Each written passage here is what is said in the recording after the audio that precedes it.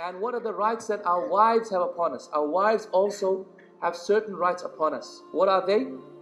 They are exemplified by a particular verse in the Quran where Allah subhanahu wa ta'ala says in Surah Nisa, He says, وَعَاشِرُهُنَّ بِالْمَعْرُوفِ.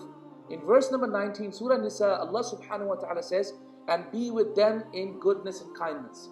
The first opinion about the scholar said that we have to generally provide for them in a very general basic sense. Whatever they need in a very general basic sense, without any specific criteria of what we should provide for them. This is the most simplest of opinions. Opinion number 2 says that we should provide for them only when they are satisfying our physical desires. Is that it is obligatory on the husband to provide for the wife as long as the wife is sexually gratifying the husband and providing for his needs.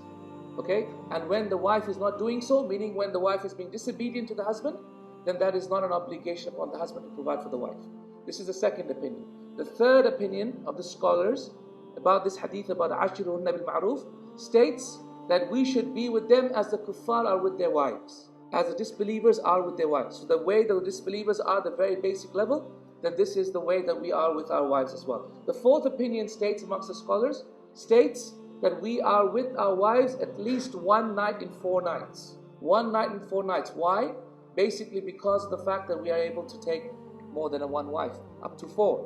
The fifth opinion, which is the strongest opinion, and inshallah is the right opinion, bi'idhnillah, and Allah subhanahu wa ta'ala knows best, is that Allah subhanahu wa ta'ala, if He did not put any qayd, any definition, any limitation to something, then we go back to the customs of the people to define that limit. Right? Does that make sense? So therefore, al-'ada muhakkam, as we say in Arabic. The 'ada or the customs of the people will decide the limits in something where the Sharia has not defined limits. So therefore, the way we are meant to be with our wives is defined by how our customs say. So ask yourself this question: is it customary for wives to have a car? Yes or no? If the brothers are saying yes, that means it's an obligation upon you to buy your wife a car. So think very carefully when you say yes. Okay? The second right of the wife upon us is that we treat our wives with equity. And equity means that we're equitable to their needs, not equality, because that equality dictates really injustice. But equity dictates justice, because this equity is where you apply justice appropriately. Then her right upon us is that we respect her feelings, we show her kindness, and we show her consideration. Her right upon us is that we don't show our wife any aversion to herself. Her right upon us is that we don't keep our wives with the intention of harming them, but we keep our wives, meaning that we are married to our wives with the intention of benefiting them and loving them.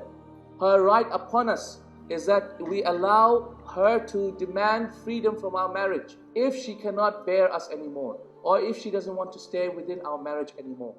And her right upon us is that we sexually gratify her. These are the most basic rights.